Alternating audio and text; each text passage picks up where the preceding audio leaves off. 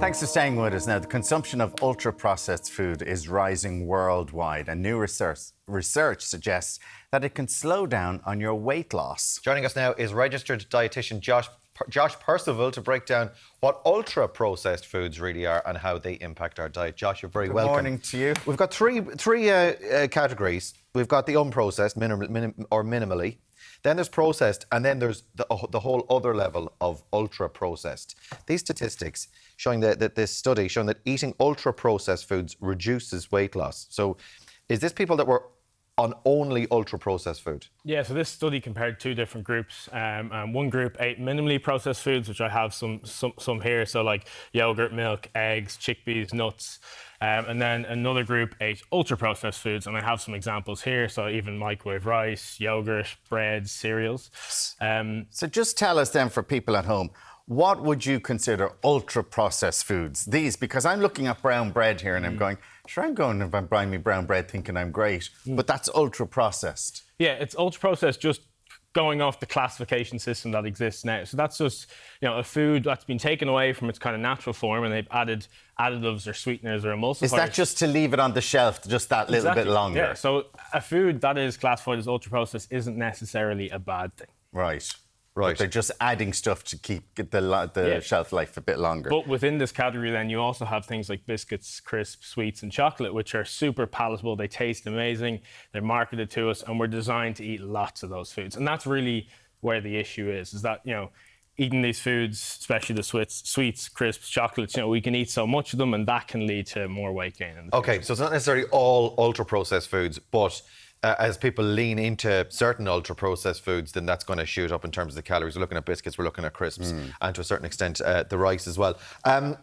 It's a shocking statistic. Nearly half of Irish people, studies indicate ultra-processed foods make up around 45.8% of the average Irish diet. So half of what we're eating, nearly, is ultra-processed. But that's not very surprising, is it, when you look at the kind of foods we have because here? you're buying bread every day, you're buying crisps, you're buying cereals. Exactly, so that's just a high-fibre cereal, yeah. So it's not that useful to just look at your foods and classify them into processing categories, really. Okay. Because when I'm looking at a Greek yogurt here, I'd be going, look at me and me Greek yogurt and me cereal, but then they're... So what do you look out for on a packet that you know that maybe I should be avoiding this? Again, it's going to come back, like, you're obviously trying to minimise the kind of really, like, the stuff that tastes absolutely incredible, that's designed for us, like perfect crunch, perfect taste, the things you can eat. No one's going to sit down and eat just a portion of crisps. You're probably going to eat the whole packet. So that's the kind of thing that you maybe should be looking at and thinking. You're not going to open the packet and have a couple of portion. Well, they're not portioned either, are they? A lot of these. No, of course not. No, that came out of a big packet. That's the giant bags for you. So, are there some then? Well, is it possible to entirely cut them out of your diet? I'm guessing from what you're saying, it's not, because there's so many of them that are actually semi-legit. Of course it's possible, but you're going to live a pretty miserable life. Yeah. So, my advice would be trying to look at your current diet and think, how can I just do a little bit better? How can I add in maybe slightly more of these foods? Can I get some more fruit or vegetables in? Can I get a little bit more protein in my breakfast? Rather than looking at, the ingredient list or the additives or the sweeteners, which there's very little evidence to say that they are having a negative impact on our health. Okay, so if you start moving to more of this type thing, so you're looking at what are we? Tuna, chickpeas. So these are classified as, these are minimally processed, these are processed, and these are ultra-processed. So these are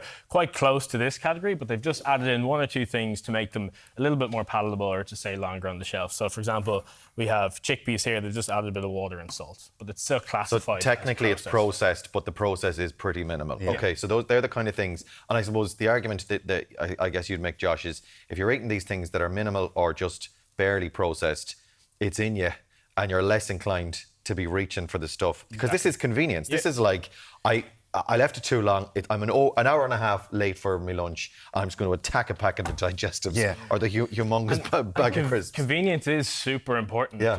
It helps us a lot every day. Yeah, well, that's the way we're living. Yeah, exactly. But can I just ask you about going back to the bread and the way every family would pick up a loaf of bread or two loaves of bread for a couple of days? Is all bread processed? Because in a lot of these supermarkets now, they've their bakery, so they're making the bread fresh daily. Should you be trying to buy that and freeze it and keep that? So you like, say a bread coming from a bakery is going to be in this class. It's going to be Okay, there is still something added, but not. but it's not going to have anything to kind of keep it on the shelf longer or anything All like right, that. yeah, perfect. So you could, if you had a little bit extra money to spend or you had the time, absolutely buy like something like a homemade sourdough. But there's no way we're not eating bread, so we got to balance it out with the stuff that's better for us. Yeah. So what are we talking Put peppers about on the. then? So on the these sandwich. foods are all very filling, satisfying. They take a bit of time to eat. We're much less likely to overeat these kinds of foods. So, you've got your rice, oats, nuts, chickpeas, beans, yogurt, milk, eggs, fish, chicken, meat. All the simple ones. All the simple ones that we know. But my main message is for people not to get too worried about, the ingredients lists and additive sweeteners. There's no evidence to show that these are harmful to our health in the amount that we are consuming them. Okay. So would you have to be taking an awful lot Yeah. of ultra processed for it to do any damage? Yeah. But as I said, these foods are really easy to eat. I know, yeah. And that's added calories. Don't be eating a packet of crisps a day. Yeah. It's all about balance then. It's all about just balance. Be mindful of what it is. Boring old dietitian message. Yeah, Balance. it's all about balance. Okay, balance is my problem. I'm inclined to fall over if I eat too much. Josh, pleasure to see you, sir. Thanks a million. Thank you.